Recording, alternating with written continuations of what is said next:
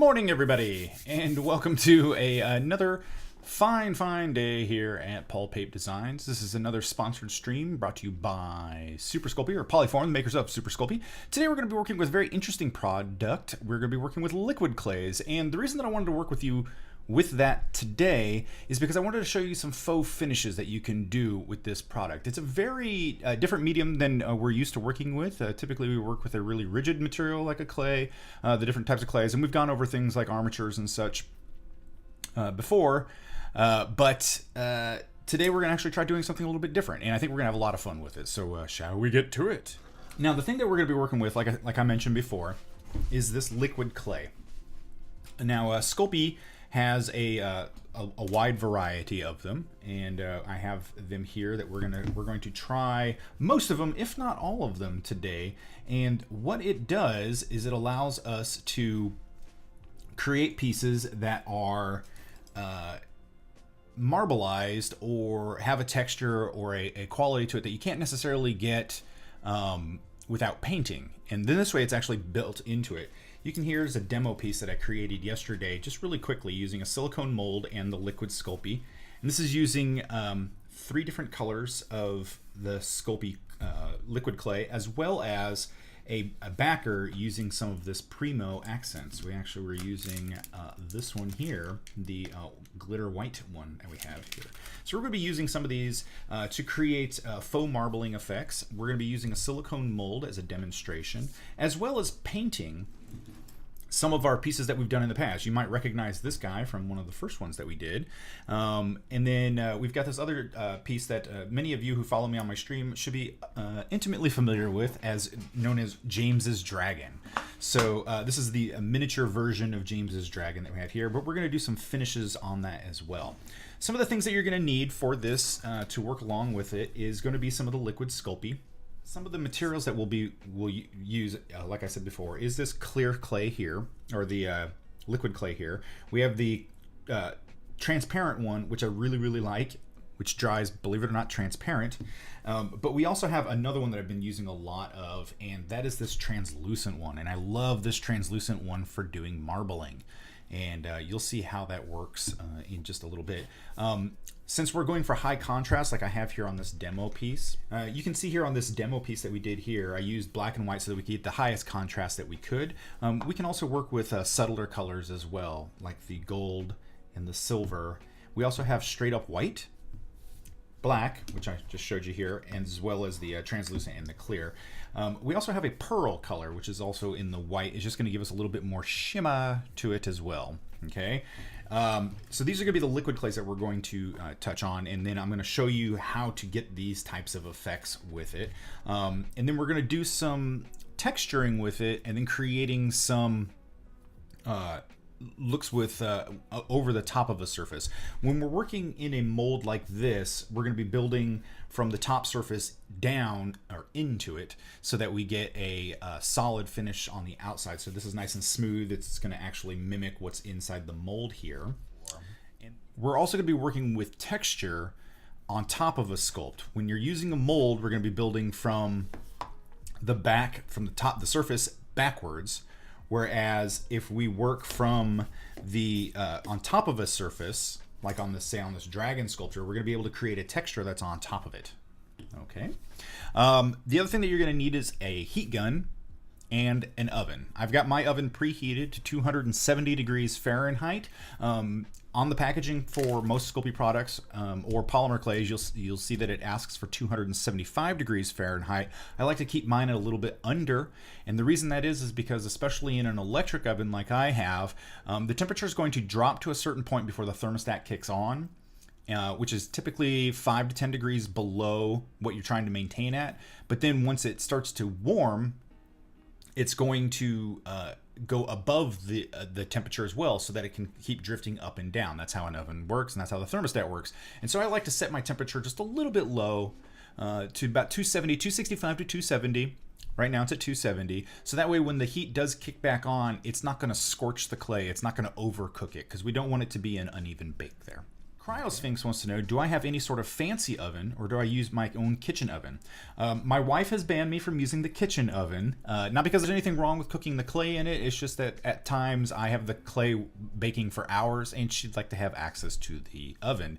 So I have a dedicated oven for it. It is actually, I went down to my local hardware store and I bought a smoker. Basically, indoor, outdoor smoker for meat, and I plugged up all the holes so that it doesn't smoke anymore. And the reason that I did that is because I wanted a large volume oven that had fairly decent circulation. I don't like using a clay oven that is small, like a toaster oven, because the heating element, is too close to the clay and you can lead to scorching. So I want one that's got a fairly large volume inside, also so that I can work on larger pieces. And so I've got a smoker oven that I have a door on there. It's a wonderful one. It's called a Mastercraft, but it's got a timer on it. So I actually set it and it will go up to the time, and then once the timer hits, it actually turns itself off, so I don't have to worry about it being overbaked or lasting too long. So it'll cook for exactly how long I would like it to. So I have a dedicated oven for it. It works a lot better. Also, if you accidentally burn your clays, it's not recommended that you use it for food after that without doing a really, really thorough cleaning. And so since I work with clay a lot, I don't have a tendency to burn my clay, but I can do what's called over baking. And so I want to make sure that the oven that I use is specifically for the clays. Does the clay have a nice smoky flavor as well? Hopefully not, unless you're doing it wrong. No, I don't add any of the wood chips or anything like that into my smoker. My smoker is just basically converted into an oven. That way I didn't have to buy an oven, because a smoker you can get for about $100, maybe $150. Especially right about now, as we're entering in the fall, a lot of people are not doing grilling, and so they're all going on sale, which is really nice. And so I bought one of those. If I would have bought a regular convection oven, I would have been paying for a lot more stuff I don't need, like broilers and the stovetop and all that, and it would cost hundreds of dollars as opposed to the single one.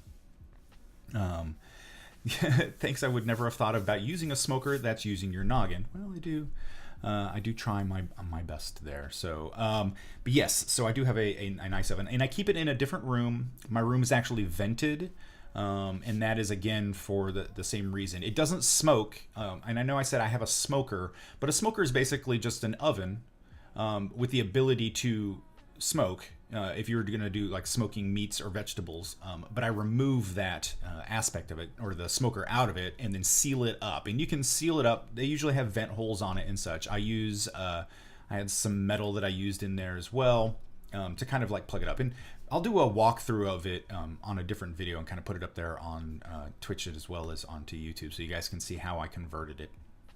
But all right, let's get to it.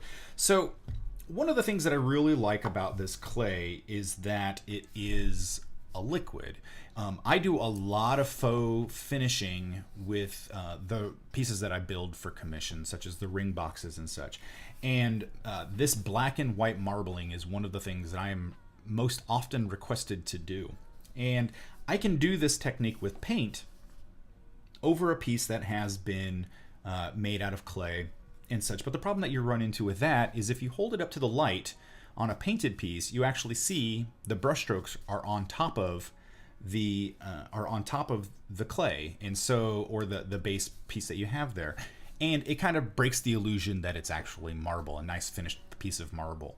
Whereas using this liquid clay and building up the marbling technique from the reverse, and you'll get a nice finish that is actually built in. I mean, that's the clay is actually there. It's, if I scrape at it or anything like that, the clay actually has the marble built into it.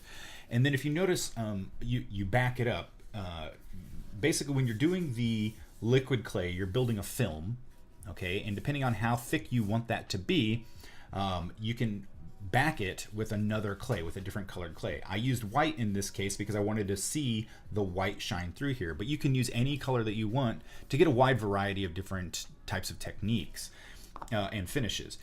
One thing that I really like to do with this is use this translucent down goes the dragon, is use this translucent liquid clay, which gives it's a semi-opaque, and so you can actually see different colors coming through the back. And I'll demonstrate that by using some of the silver and copper clay that we have here. Okay, so let's get started. This is an old mold that I created. It's a silicone mold. I just went to a hobby store and happened to have some silicone lying around, and I had a half dome sphere. This is actually, for those of you who follow me a lot, I make a lot of Pokeballs. This was actually so that I could do a liquid resin version of them. And I thought, well, what a nice simple way of showing this technique, and then how well the material actually grips by back painting inside of a silicone mold of a sphere here. You can use pretty much anything that you've got. It doesn't even have to be silicone. Silicone helps it come out a little bit easier, but as long as you use some kind of mold release or such, you can actually paint into a wide variety of pieces. One thing that you could do to achieve a really, really nice gloss finish on this is to start with a clear, okay, a clear transparent. Now, I will say that whenever you're using a mold, especially something like a silicone mold, the finish inside the mold is going to be the finish that you achieve when you pull the piece out.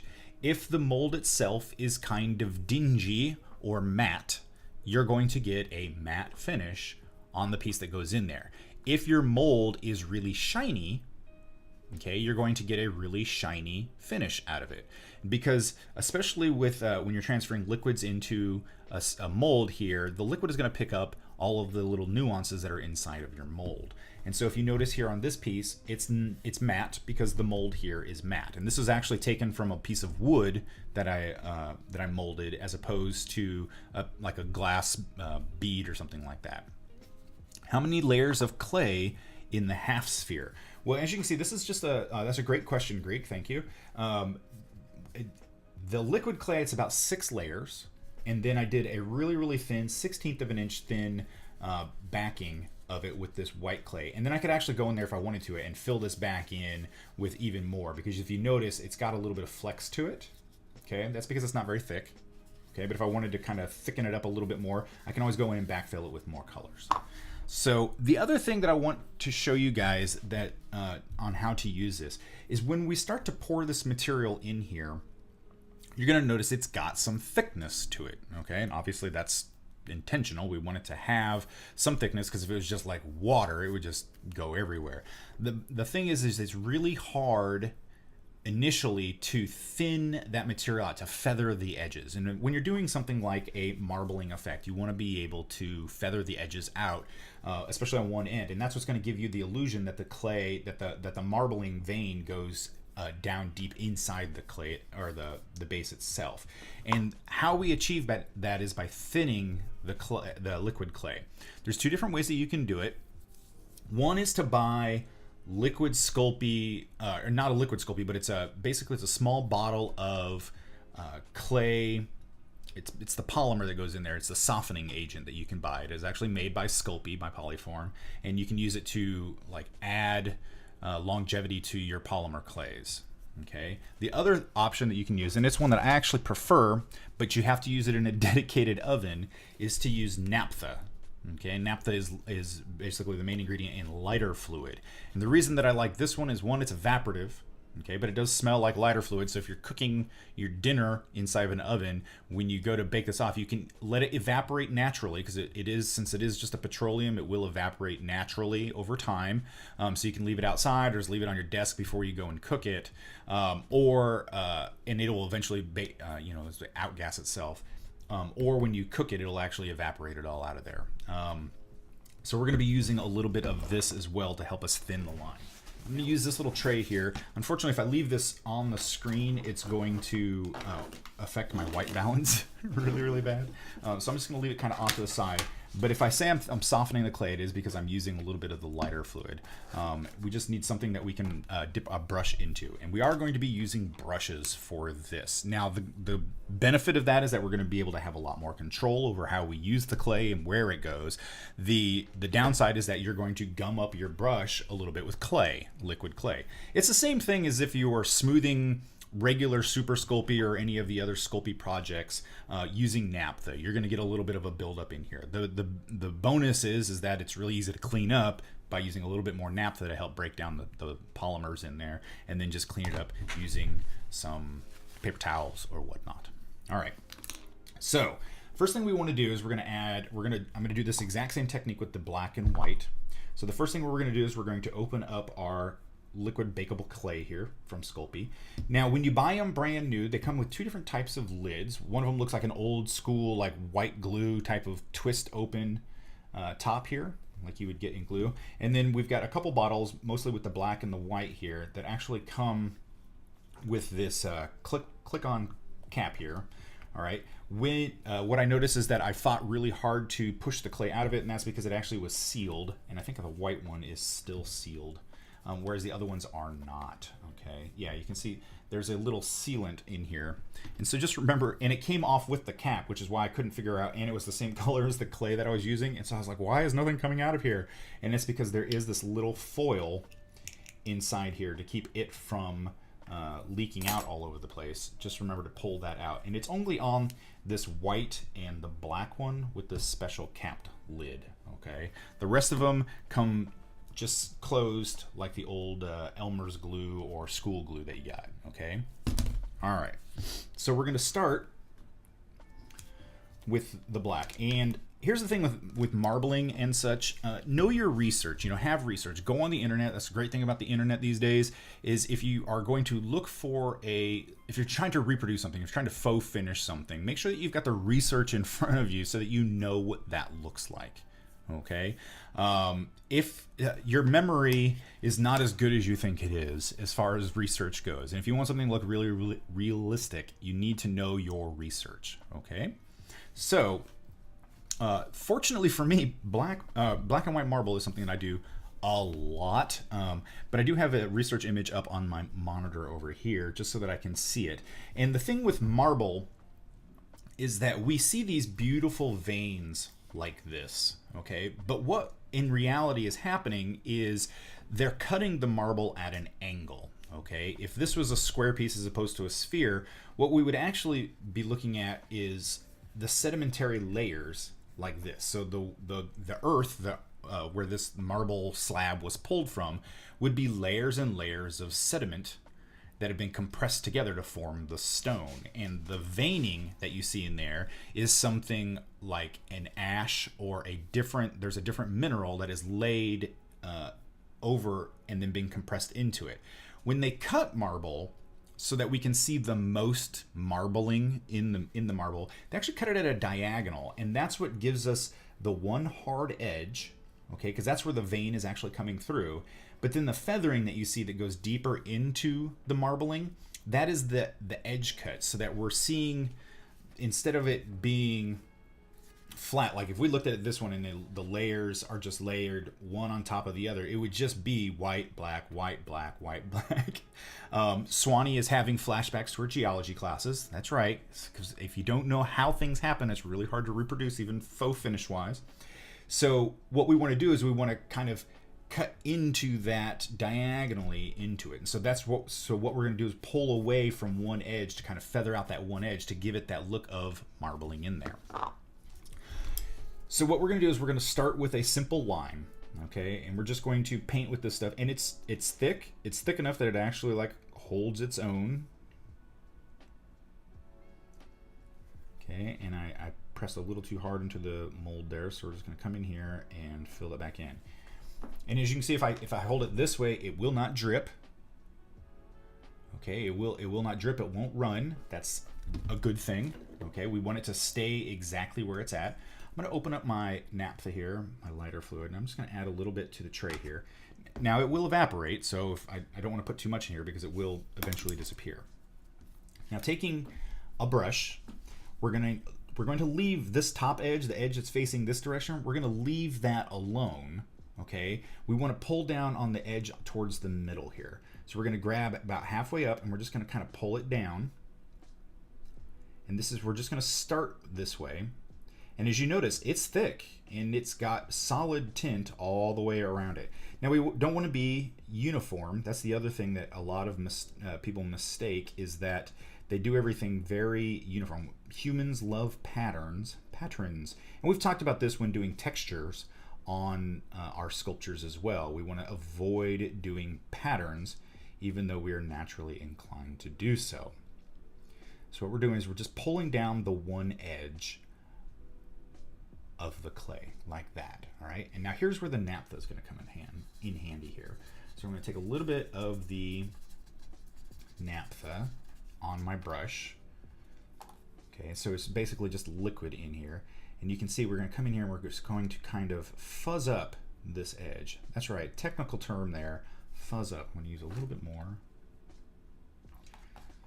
There we go, so you can actually get some liquid in here. So we can come in here and actually fuzz this edge up, okay? And the reason that is we want to lessen this side so that it looks a little cloudy. Okay, there we go. So we're getting some nice cloudiness in here. Now the thing is this is still clay. Absolutely, you can take notes. Please do. And if you notice, we're getting a nice cloudy edge here. Obviously, the closer to this hard line, the thicker it's going to be, okay? The thicker and more prominent the marbling is going to be. But we're just going to thin that one edge. And if you notice here, what I did, and I did it intentionally, it just looks kind of haphazard and stuff. But if you notice right towards the apex of the sphere here, we have the thinnest line. That's because that's technically where,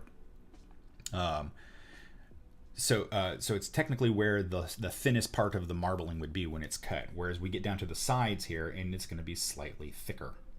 Okay, and so again, just using some of our naphtha to come in here and just make sure that we can thin out the clay. And I'm using a tapping kind of sweeping motion here, okay, to create this look. All right, now what we're going to do is we're going to come in with a little bit of the translucent. Okay, we haven't cleaned our brush at all. And I'm just going to lay in a little blob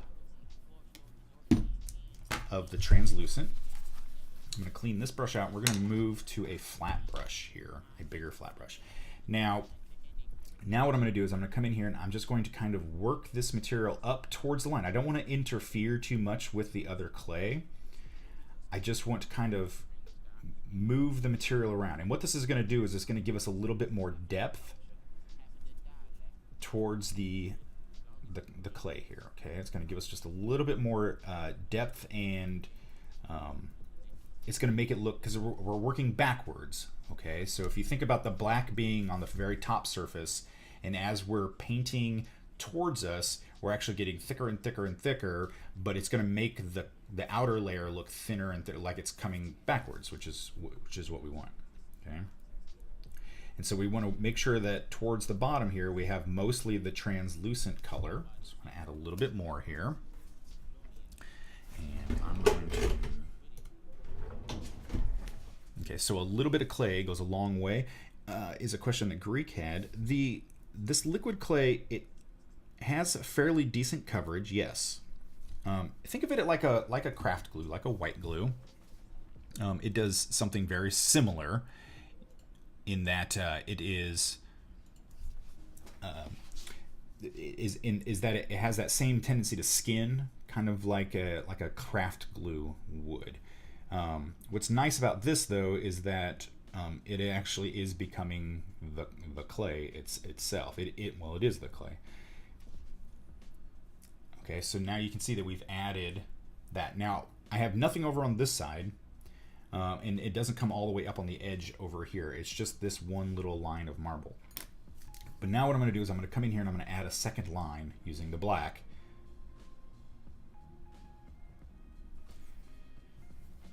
All right, and then using the same flat brush. Now remember, if the hard edge is on this side, you want the hard edge to be on the same side with this next vein here. Okay, and we're going to still work that clay, that edge, by drawing it down.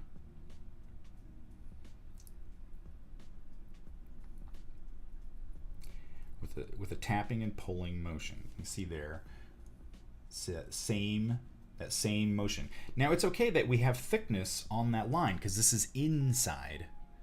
Okay, it's the inside of the mold here, so it's okay if we have some thickness of the line, because when we go to pull it out, it's going to be smooth, just like this.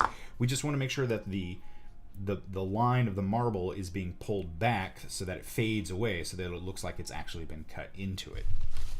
And I'm going to pull some of the material out of here, and then we're going to add a little bit more, and I'm going to add some of the translucent straight to the brush. Okay, because I'm right on the edge of the mold here, so I want to make sure that I don't just overly, I don't want to put too much on here. I just want to make sure that we actually have clay that comes up to the edge, and then we can work the material out here a little bit. All right, and then lastly, we're going to do the same thing with the white on this other side, so I can turn the mold over. And if you notice, I'm not getting any drips or runs with this liquid clay. It's why I really like it. It's really, really kind of fun. Because it stays where you want it. It stays put. So I can actually go in here and add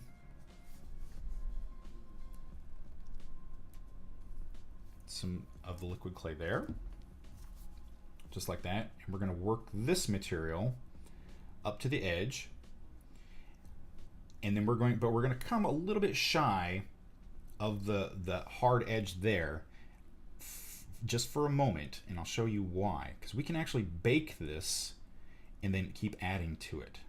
Okay, so we're going to semi-bake this material so that we have some rigidity on there, but we want to make sure that we get most of our shell in place.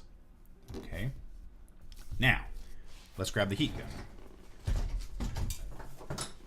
And this is my handy dandy heat gun. I've had this one for a while now. It's my Milwaukee. The reason I like it is because it has a dial on the back, and it allows me to dial in the temperature. Most modern heat guns, this one is from the 90s. That just shows you how old it is. But most of the modern ones just allow you to have hot and hotter. Okay. If you're going with hot and hotter, keep it on the hot setting. Okay. For me, I want it to be I always keep it between 7 and 8. This thing supposedly gets up to about 1,000 degrees is what it says on the packaging. If I get it to 10, I can actually start fire with it. But if I go too low, it's just like a hair dryer. So I like to keep mine between 7 and 8. Yeah, Swanee says that hers is just a 1 temp. If your heat gun is 1 temp, keep it moving. That's the key to this. You want to make sure that the heat gun stays moving, that you're not sitting in one place, because you can easily scorch your clay. Okay.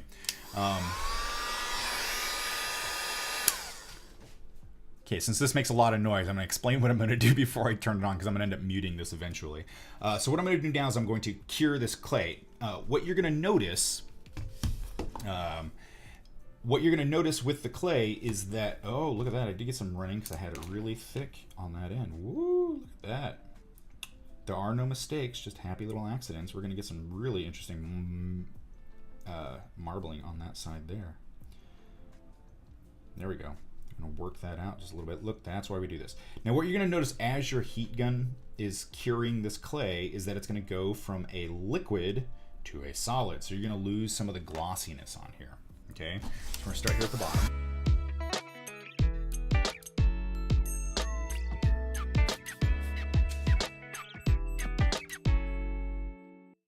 Okay, so now if you look inside here, it's not nearly as glossy as it was before. The clay is actually cured. Okay, so now we notice that we got that hard edge kind of cutting through here because it did run. It's because I had a lot of that translucent clay in there. And if you notice, the translucent clay is almost disappeared. It's hard to see. All right, but the black is sticking out pretty well. So now what we're going to do is do a little bit more backfill. We're going to still use the same. I'm going to actually switch from the absolute clear to the translucent clay. Okay, and what this has a little bit of opaqueness to it. It has a little bit of white to it instead of being completely clear. Okay, I'm going to use it directly onto my brush. And we're going to come in here and this is where we're going to start to back paint on all of our clay. And what this is going to allow us to do, and if you have brush strokes, you're going to see brush strokes. Okay, that's going to be, so if you want your finish to have a stippled look, stipple with your brush. Okay, whatever you do now is what's going to show up later. Okay, So if you want it to have a very dappled look to it, you want to stipple your clay into it. If you want it to have a really brushed look to it, which would be great for a wood grain, if you wanted to show the wood grain, then you would make sure that you keep the brush strokes visible. And we're going to show some of that using, I'm going to do a wood grain using gold and silver. And then towards the end of the stream, I'm going to show you another material that we can add to it to have a little bit more fun with the wood grain and such. So all I'm doing now is back painting, adding another layer of the clay into here so that we have a little bit more thickness and solid coverage over the entire thing. Because remember, when we did this marble line here, we didn't have any clay right on that edge. So now I'm actually adding that clay onto it. And as you can see, we're just painting it on. Okay, and I'm going to stipple because I don't want it to have a brushed look to it. Okay, then we're gonna hit it with the heat gun again.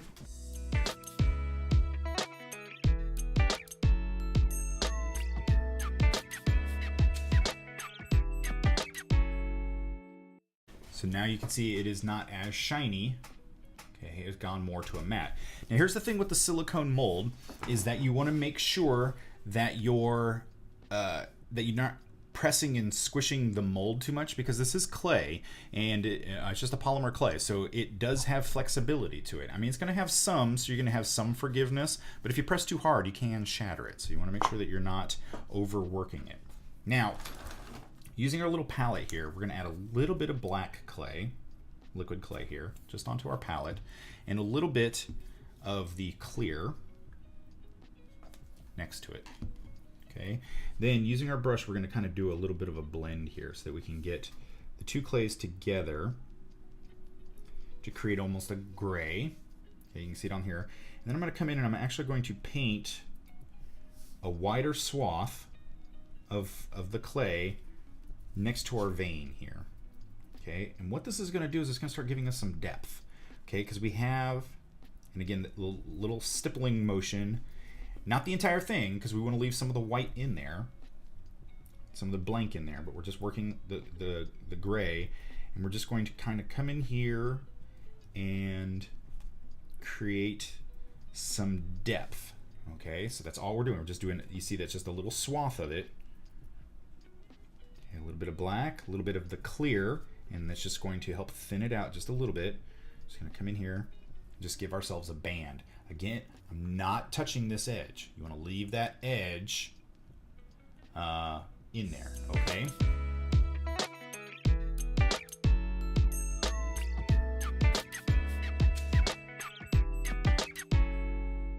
So as you can see here, we've created a little bit of a fuzziness here, that banding that's in there. Now what we're going to do is we're going to come back in with the translucent, not the clear, but the translucent. Actually, I'm not even going to do a class. Well, let's try white here. And I say let's try because we're testing different things out. Now the white is going to be really, really opaque, okay, because it is a solid white. I'm just wiping off my brush here, just pulling some of the liquid clay out of it so I have a cleaner brush. We're going to come in here with the white and we're going to cover that same band that we had there. Now you notice as I'm pulling this material over here, I'm getting no pickup of the color underneath it, and that is because it is completely cured.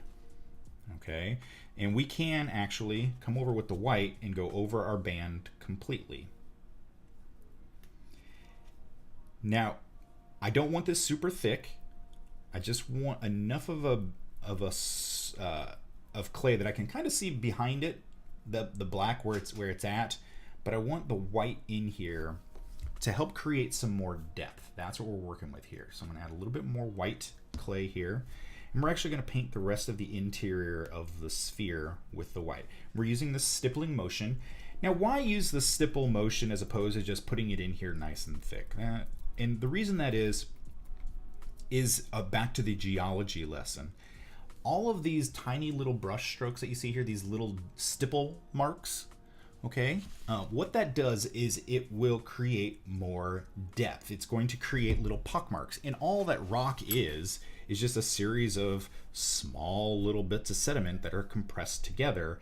And any kind of air pocket or quartz pocket, that's what a lot of the clear that you see there is just quartz.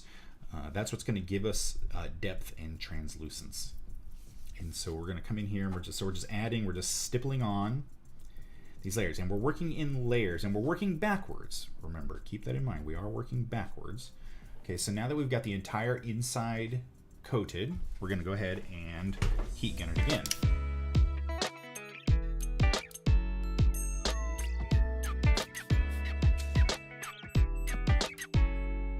Now that we've got that cured, and you can see it went matte again, and I can touch this and nothing's coming off on my fingers, okay? It is actually solid. All right, now what we're gonna do is we're gonna go back to our translucent and the black. Okay, and we're gonna mix that again to get ourselves a little bit more of that lighter gray. And we're gonna work the same band, just making it a little bit bigger.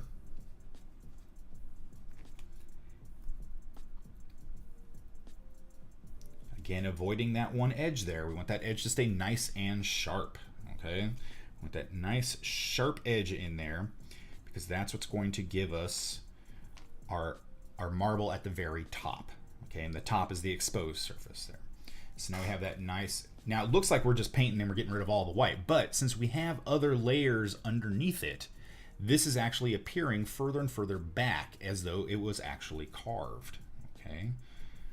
I'm going to do a little bit more on this end over here. I need a little bit more of the translucent, just so we can get this nice color in here as well. Now if you notice, I've left that side alone, okay, and I'm just working on the gray here because this the stripe, the actual marbled vein, okay, and we're going to heat that again.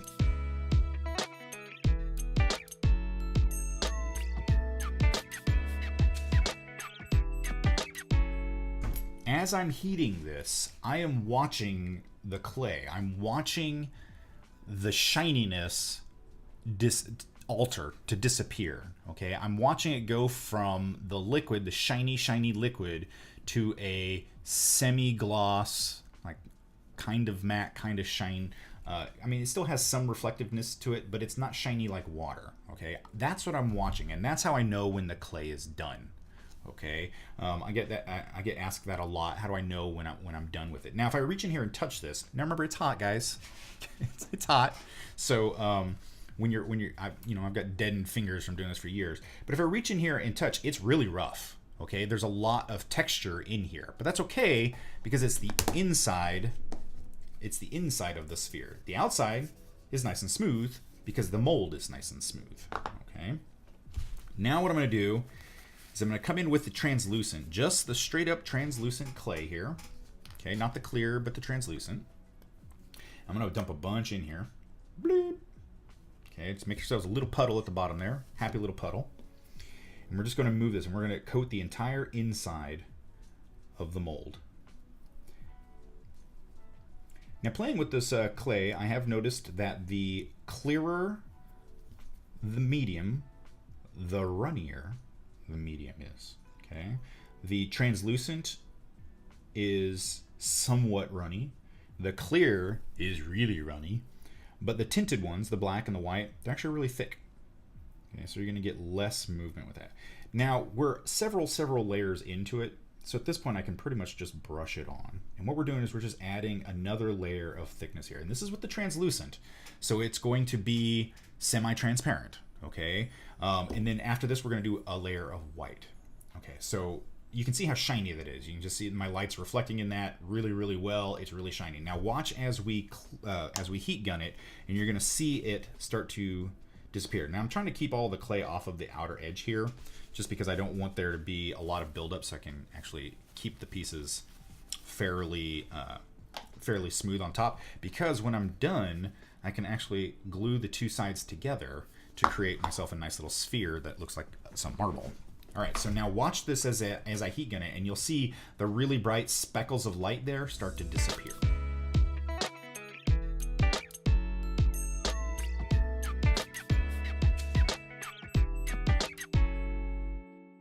As you can see there, we've lost the shiny reflectiveness. It's got some semi-gloss to it, but it's not that super shiny wetness. Okay, that's what lets us know that we're done.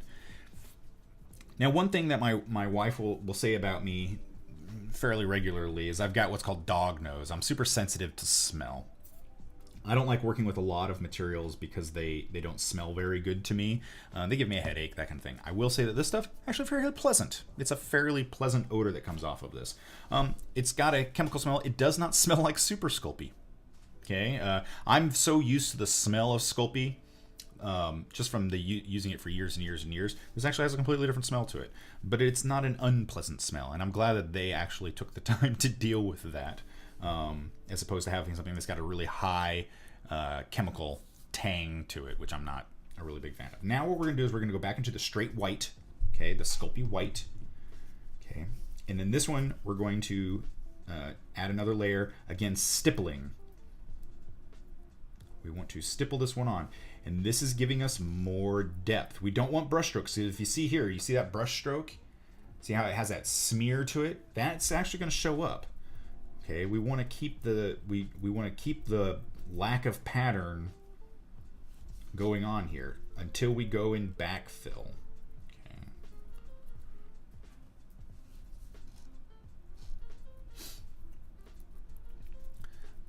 Okay. Good morning to everybody who's joining us.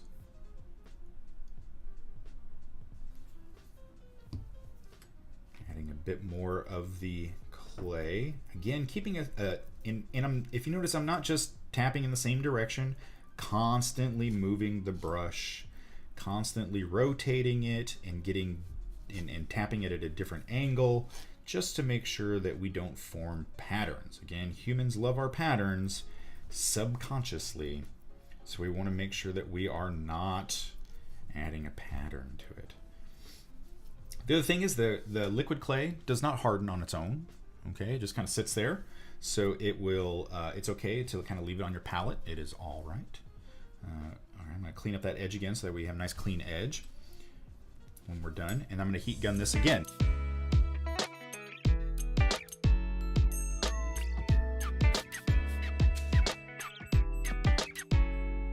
I do want to state that while we are curing this clay with the heat gun, I will at the end of this go in and give it a finished bake in the oven. Okay, this is the quick cure with the heat gun is just allowing me to keep working with the material and adding layers to it, but I always want to make sure that I get a good solid bake all the way through it. So we will put it back into the oven when we're done. As I mentioned before, my oven is preheated already to 270 degrees Fahrenheit. Now what I'm going to do here is I'm going to add one more run of the gray behind using the translucent and the black. I'm going to add a little bit more translucent to my tray there. So we have the translucent and the black. And we're going to add, again, stippling, one more layer. Not coming up against that edge there. One more layer of the banding there. Okay. Now we don't want to come into contact with this other layer. We want to make sure that we leave a gap there, even if it's just a slight gap. We want to make sure that there is a gap left there, because in reality those two shall never meet. They are the Romeo and Juliet of marble veining from two different households. Never shall the two meet. There we go. So we just want to get a nice another line there, and then again on this one here.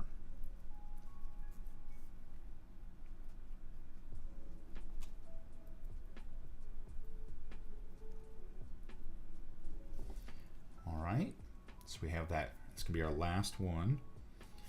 Now what we can do is I'm going to clean up my brush. We're going to heat this up one more time, and then we're going to go in and do two more layers of the white, and then we'll finish it off.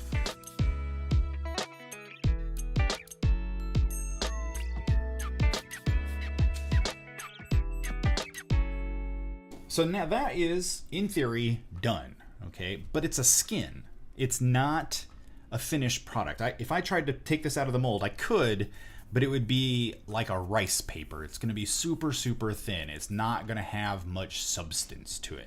The only way to really get it to have the ability to actually handle it is to backfill it, okay?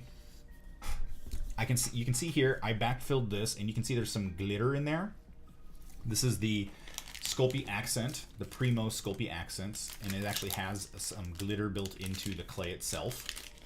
And what I did is I backfilled it, and you can see some of the glitter on the inside of this is actually coming through, but that's what most of this white is the backfill of the clay. So what we can do is we can play with that. All right, we can play with that by adding different colors to the backfill, because while it looks opaque right now, that's because we're against a white mold.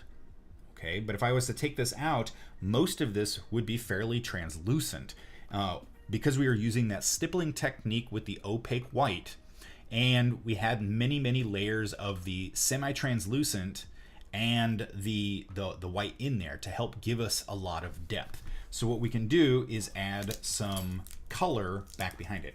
I'm going to use this, well, just for demonstration purposes. We're going to use something with a high contrast. Okay, so this is another Primo clay from Super Sculpey, and you can see here it's got, I'll see if I can zoom in on the focus here. We're going to, there you go. You can see all that sparkly in there. Okay, this is their copper clay. All right, and it's copper with, and it actually has like a copper and a silver glitter to it. It's hard to see the copper color. It is in there if you look at it closely. And this is their Primo clay. Okay, this is their high-end clays that they offer, which is really nice for those people who make jewelry and such. This material is going to be more heavy duty. Make sure we get that diphthong in the U there. Okay, so we're going to close up our clays, make sure they're closed, more because they're going to spill than they will actually evaporate or anything like that. So we're going to put those off to the side while we're working. Make sure our brand name is out, dead centered. Okay, so here we go. Now the good thing about this clay is it is a really high-end clay.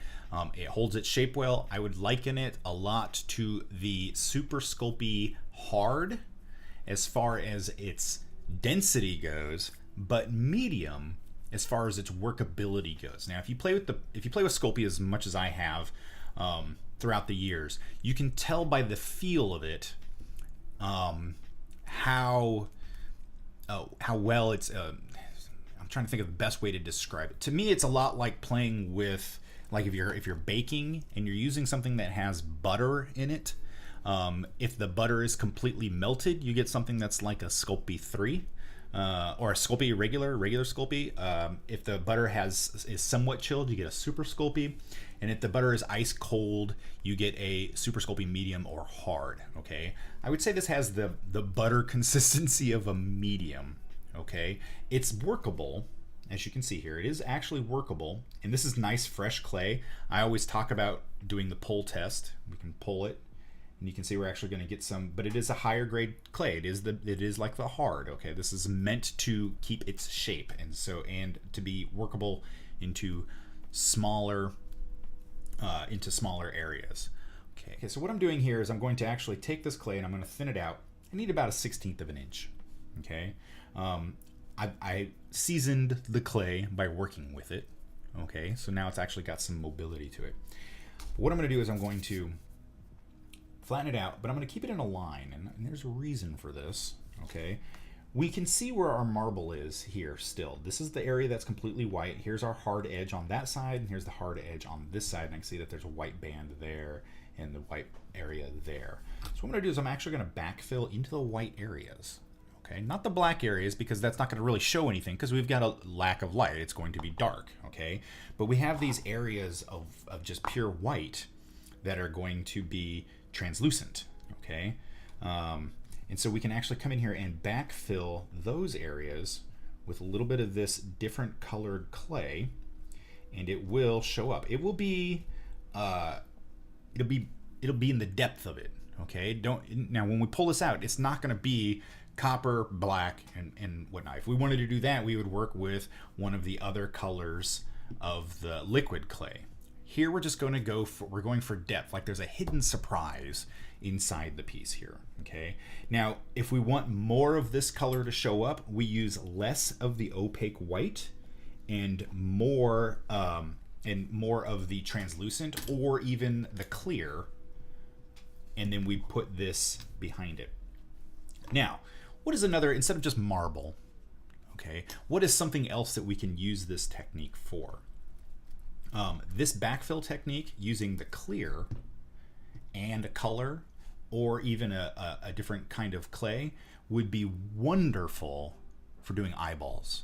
Okay, especially if you've got a half sphere like this, if you do a few coats of the clear, because you're going to get a really nice smooth finish on the outside, and then you go in there and you start working with your bits of clay on the inside using the colors, and then even starting with a black dot in the center for the pupil, and then working the color, the iris around it with different colored clays with that clear already in there.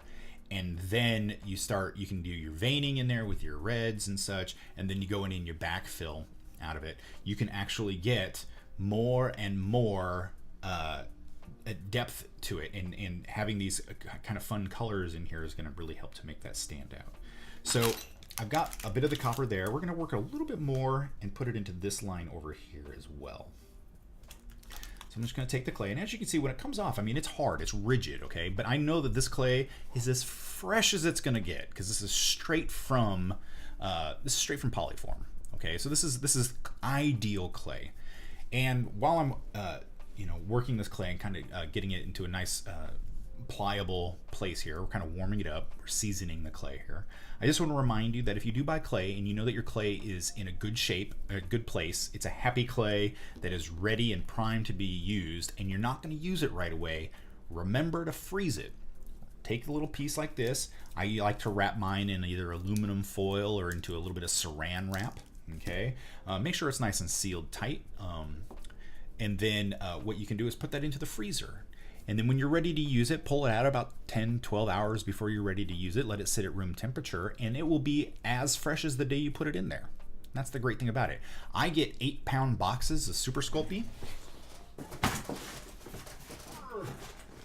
Like these monster boxes full of Super Sculpey. And while I do use a lot of clay in my projects, I don't use it all the time. And I don't use it very quickly. And if you just leave it out in the open air, it's going to slowly leach out the polymer that keeps it pliable. And so to stop that from happening, pop it in the freezer. Yep. Little life lesson there. And then look, we've got this nice seasoned bit of clay. And I mean, it's good clay. Look at that. I mean, we get a lot of build from it. But when I first started out, it's hard, okay? Because it's cold. Okay, it's not frozen, but it's just room temperature, and it hardens up. But that's because it is a it's the professional clay. It's the primo clay, and they make it so that it takes a little bit longer to season it so that it becomes more pliable. But once it's workable, it's really good clay, and it's got a really nice texture to it. It's not as soft as Super Sculpey. It's that medium quality, so you can still work with it. Now I know that I've also got that little bit of white area that kind of runs through here, so that's where I'm going to put this next piece of copper clay. And it's okay if it goes into the other areas as well. It's just not going to be visible, and so I don't want to spend too much. Now keep in mind I'm adding back pressure to my mold because I don't want to crack the clay that's there. Okay, I want to keep that clay that's the liquid clay that we've cured. We want to keep that from breaking. We don't want that to snap off. So we're just kind of pressing it into there, but I'm adding some back pressure on there so that we don't fracture the clay on the end. Okay, so now we've got the areas that are actually opaque. This is going to be the black part of the marble. So is this over here. We need to still backfill this because this is still too thin to be by itself. Okay, we can use any clay that we want in here. We can use regular Sculpey, we can use some Super Sculpey, we can use any of our primos. The thing is the primos are more expensive because they are a higher end quality accent clay. They are not like a base clay. All right, Super Sculpey is a great base clay. So let me grab some of my Super Sculpey.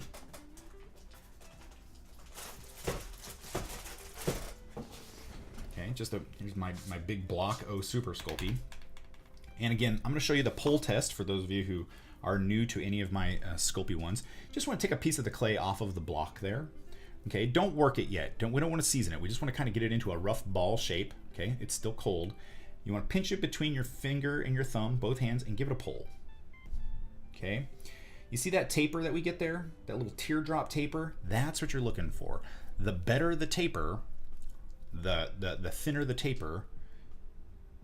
See that taper? That's what we're looking for. That means that this clay has the just right amount of polymer and the clay. It has not evaporated too much. It's in really, really good shape. Okay, this is freezable clay. This is clay that I would take out, put into the freezer, and then save for forever and a day until I'm ready to use it. This is in really good shape. If you pull it, and I'll show you. Now, keep in mind, this is the Primo clay. It's what it's supposed to do at this point. But if you got Super Sculpey and you went and you made your ball with it really quickly, like that, and then you pulled it, and it broke like that, that means that the polymer has mostly evaporated from the clay, and that it's not good Super Sculpey. Okay, not good Super Sculpey. The Primo, it can do this, okay, because we haven't worked it yet. We haven't gotten the butter to the right temperature, the polymer clay to the polymer to the right temperature yet. But as far as like seeing whether or not your Super Sculpey is in a good shape, that is how we can do that. Now, one of the other things that you can do with this liquid Sculpey that we'll be doing a little bit more when we get into doing some of the woods and stuff like that for other faux finishes is that we can use it as an adhesive as well. It's not as good as again, it's going to create a thin layer of clay in between them, but you can use it as a gap fill as well, because it is thick enough that you can go in there and you can actually fix some of your any kind of cracks or whatnot in there as well, because it is literally a liquid version of the clay, and so you can use it as a glue, especially if you're working with some of the transparents and stuff. All right, so now that we've got this clay in a good seasoned state, I'm going to go in here. I'm just going to add it to the rest of the sphere, just pressing lightly so we can get a nice clean edge here with some backfill, because you need this material here to backfill into the mold so that you're not just relying on the really, really thin part of the clay to hold its shape, the liquid part of the clay to hold its shape. We want to make sure that we've got some meat behind it. Okay, this is backfills. And again, the Super Sculpey, or the Sculpey inside of the silicone mold here. And you can buy silicone molds, you can make your own. This is one that I made, but you can go out and buy them. They make, I believe Polyform even has their own line of silicone molds that you can purchase as well. I believe I got one from my middle child who loves the sculpt. I got him some faces and hands because I know that's the harder thing to sculpt, especially when you're 7. And so I got him some of those so he can just kind of press the clay into it. Now you can also paint some of this clay into it as well, like we're doing here. And so he can actually get some really nice detail without having to paint the clay when it's done, which is really, really nice. All right, so the last piece of clay here we're going to do, just again, this is just a backfill to kind of help the clay to hold its shape.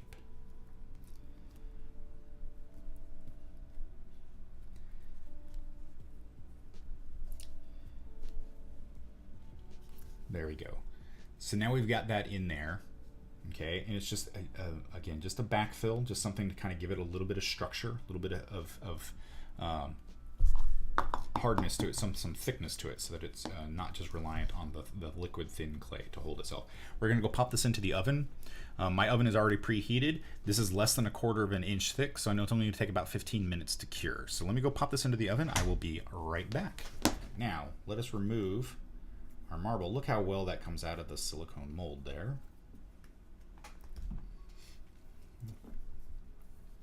And we can see, now you can see how thin that clay actually is. And this is still pretty warm, so it's got a little bit of flexibility to it, but once it cures completely, it will have less in there. But if we look here, let me see if I can get the zoom to focus more on the sphere here.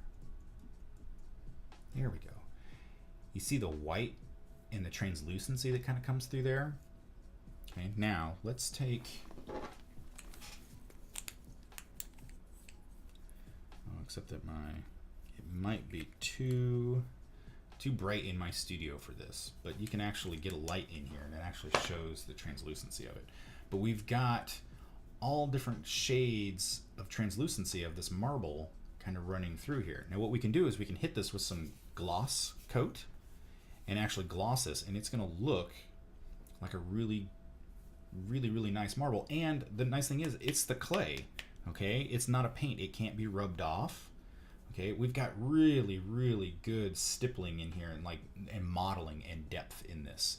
It's, you know, I'll take some really good pictures and put it up on Instagram so you guys can see the depth in it. But there is a lot of depth going on with this, and it really looks like that vein of black that's here moves deeper into the mold, into the marble there. And then if we wanted to, we could actually take these two pieces, if you married your marbles together so that they were the same. Okay, you can actually make marble spheres here. But if you look, like this one here is just got a white backer, and this one here has that coppery color. Okay, and so it has more depth in color to it than just the plain white. Okay, so your backer color makes a difference as well into how well it turns out. So you actually get some really nice color variance depending on what you use as far as your backer color goes and how opaque it is. Okay, like this one here, I think we might be able to, yeah, it's still going to be, well, you can kind of see it on the bottom there, how translucent it is. So you could actually throw some light into it. It helps if my flashlight wasn't also out of batteries. There we go. So you can see how translucent that is. So you can get some nice effects with it. Okay, so let's see if we can go back to here.